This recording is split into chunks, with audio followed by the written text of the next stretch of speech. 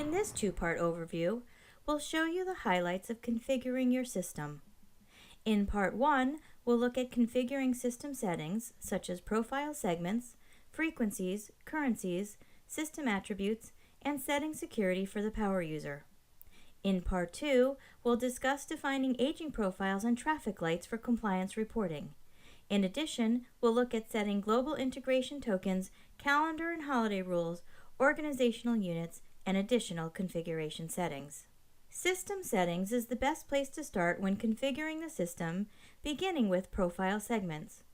Profile segments are the components of the account ID used to uniquely identify profiles and reconciliations.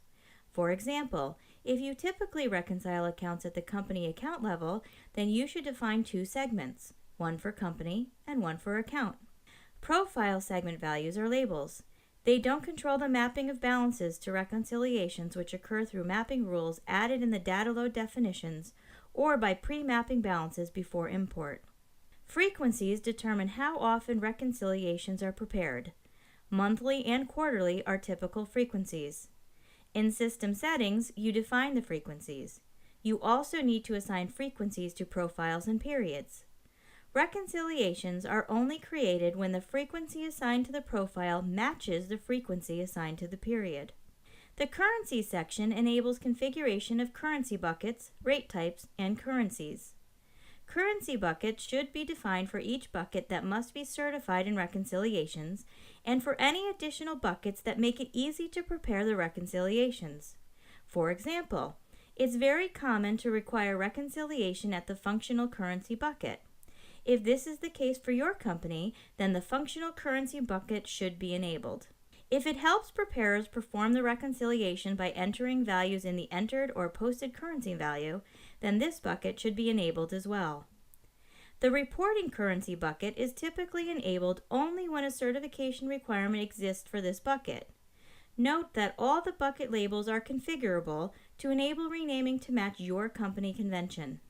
You need to define rate types when you require translation of transactions entered into the reconciliation.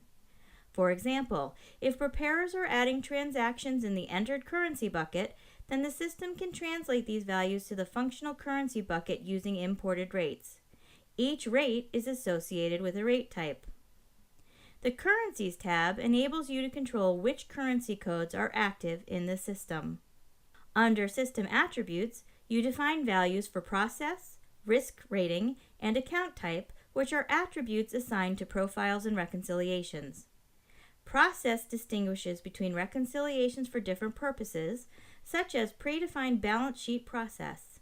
You can remove this option if you prefer other terminology.